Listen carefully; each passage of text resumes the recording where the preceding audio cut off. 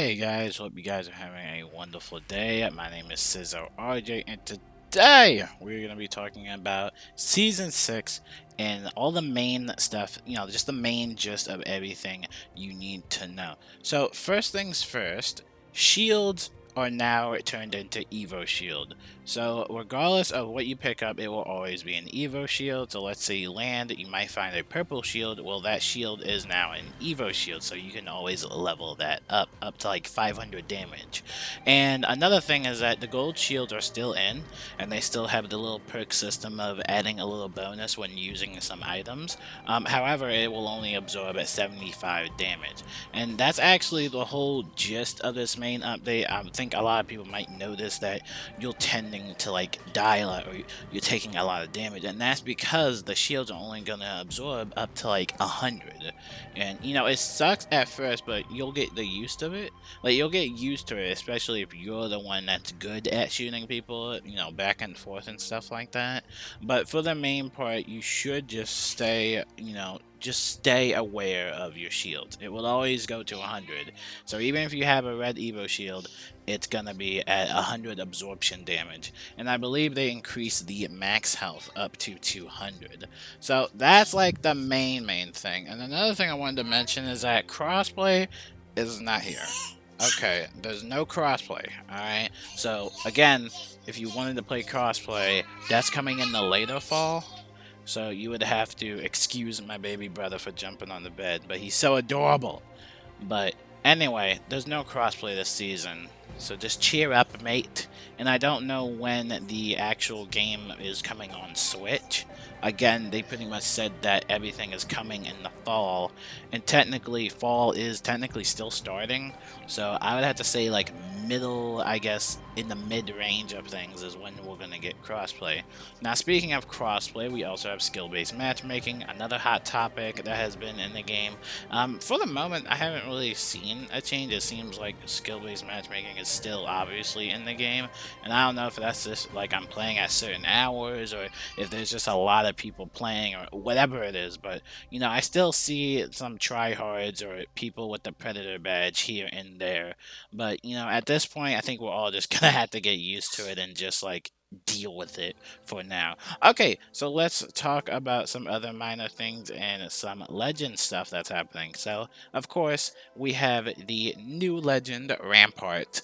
Now, she is really good. I've actually used her. She's actually really fun to use. Now, just like any legend, it will cost about 12,000 legend tokens to unlock her. You get those legend tokens by leveling up and yada yada yada. You already know the gist of it.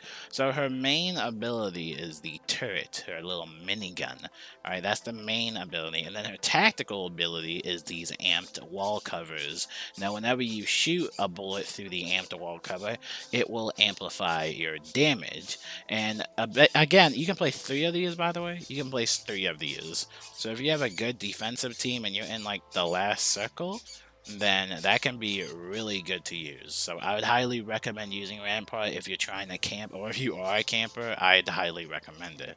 Now, the next thing is her passive. Now, her passive ability is the, what was it, the loaded gun or something like that. I don't know what it was called, I forgot. But basically, her passive is that she allows herself to have an increased magazine size on her LMGs. So if you're using an LMG, you will now have increased magazine size with it, and all that stuff. So pretty good if you like LMGs and stuff like that. And like I said, her ultimate is the turret, which is really powerful if you can actually land your shots. Highly recommend Rampart if you love camping. Alright, so let's go into everything else about the legends. From now on, all the recon classes, including Bloodhound and basically Crypto, they can use the survey beacons, which is pretty cool. I think that's pretty cool that they can use the survey beacons now, which is awesome.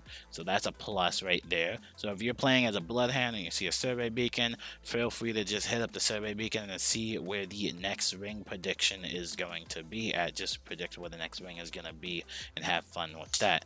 Alright, and then the next thing coming in from that is that Bloodhound, again talking about Bloodhound, his ultimate has seen a little change. So whenever you go into the Beast of the Hunt thing, which is his ultimate, you go super fast and you see targets as red. Whenever you get a knockdown, that will basically increase the duration that you're in the Beast of the Hunt mode. So whenever you're getting a kill as Bloodhound and you're in that Beast of the Hunt, it will increase the duration of that. And I believe it also increases the cooldown of that. I can look at the patch note, but yeah, all I know is that for Bloodhound, if you are skilled and you can land a couple downs, then you can stay in Beast of the Hunt for a while. So, you know, make sure you're doing that. Oh, another just FYI, I'm just throwing this in there. The Mozambique has 4 shots now, so Papa bless. Papa bless. That's awesome. Now, another thing, talking about, you know, weapons, we have the Volt SMG. If you played Titanfall, you would know this is from the Titanfall series, Titanfall 2, I believe.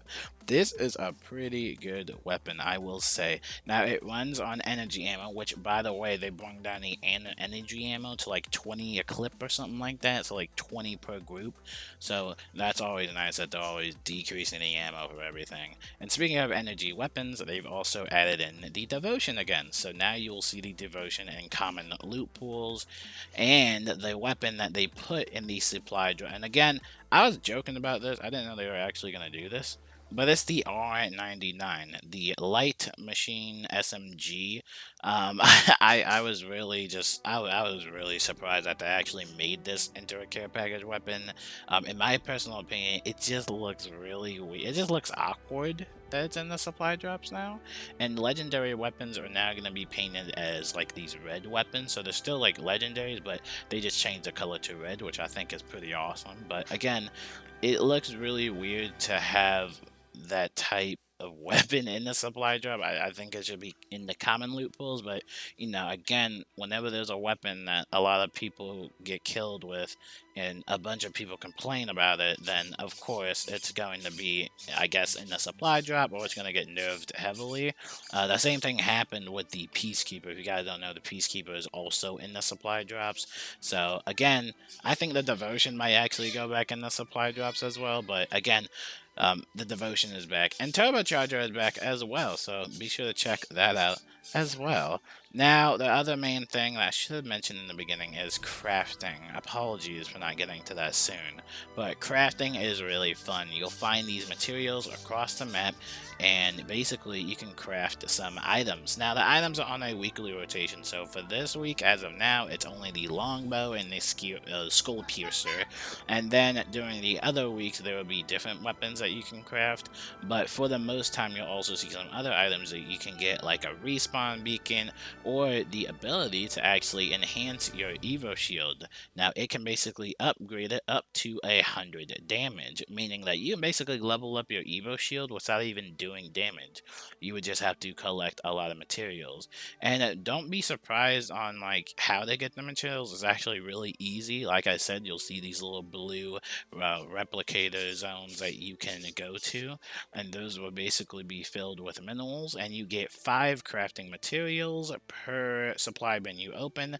That also includes Lifeline's ability to open the secret compartment, so I think that would equal as a total of 10, or at least 5 when you open up the secret compartment. But regardless of that though, I recommend that you stack on the materials and just check out the crafting station.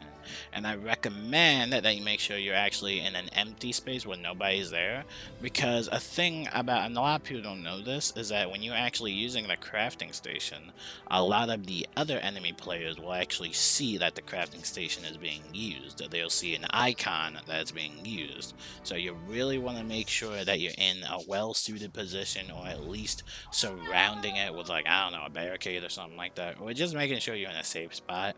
But overall, that's pretty much it for all the main stuff, I would have to say. Main thing is that everything's an Evo shield, so you're going to get down a lot. You're going to get a new weapon, which is the Volt SMG, and you have a new legend. And Crypto can also revive, apparently, with his drone. I don't know if that's actually true. I gotta read the patch notes, but apparently Crypto can actually, like, you revive people with his drone, which I think is pretty cool. But hopefully this helped you guys out a little bit, and I will see you guys later. Peace out. This is where it ends.